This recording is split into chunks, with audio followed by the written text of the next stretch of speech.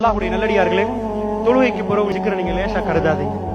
ஒரு நாளைக்கு சுப்ஹானல்லாஹி வ பிஹம்திஹி சுப்ஹானல்லாஹி வ பிஹம்திஹி அத 100 தடவை சொன்னா கடல்ல போய் பாருங்க நுரை எவ்வளவு இருக்குன்னு.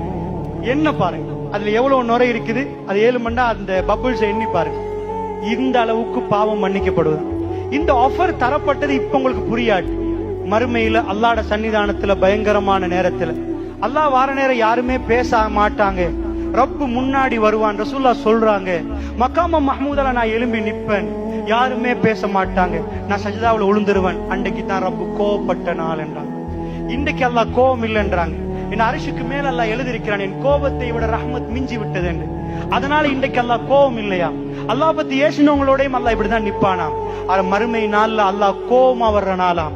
மலக்குமார்கள் சஃப்பு சஃப்பா நிப்பாங்களாம். ஒரு மலக்கு பேச மாட்டாராம், ஒருத்தர் பேச மாட்டாராம்.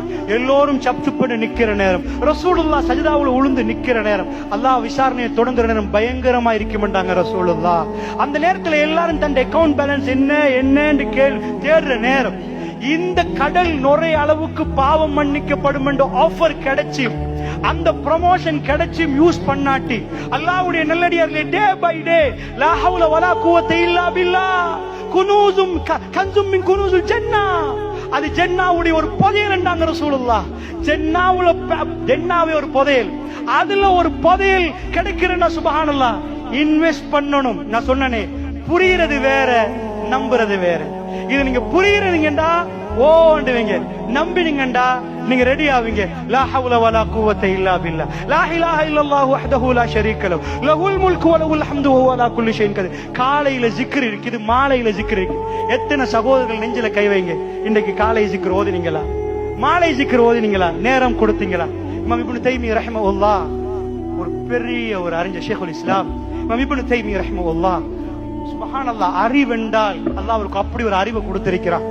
அவ்வளவு அறிவாளி, ஒரு சைடுல ஒரு பெரிய அறிவாளி. அவருடைய ஆர்கியூமெண்ட்ஸ் இன்றைக்கு 800 ஆண்டுகளுக்கு முன்னாடி ஒரு மனுஷன் இவ்வளவு லாஜிக்கா பேசலாமான்னு யோசிக்கிற அளவுக்கு அப்படிப்பட்ட பிரில்லியன்ட், அவ்வளவு ஒரு இன்டெலிஜென்டான ஒரு ஆள். இன்னொரு பக்கத்தில் அவர் இஸ்லாமிய பகுதியில சுப்ஹானல்லாஹ் அப்படிப்பட்ட ஒரு அறிஞர். அவருடைய இல்ம் ரெண்டும் சேர்ந்தா எப்படி இருக்கும்னு யோசிச்சு பாருங்க.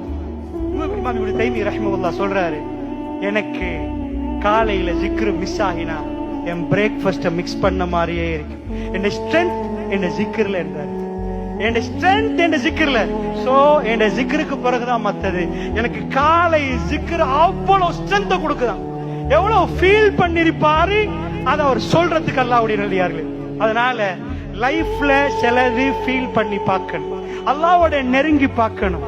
அல்லாஹ்வோட நெருங்கி பார்த்த அடியானுக்கு உலகத்தை கொட்டினாலும் அவன் திரும்ப உலகம் பக்கம் போக மாட்டான், அவன் அல்லாஹ் பக்கம் போவான்.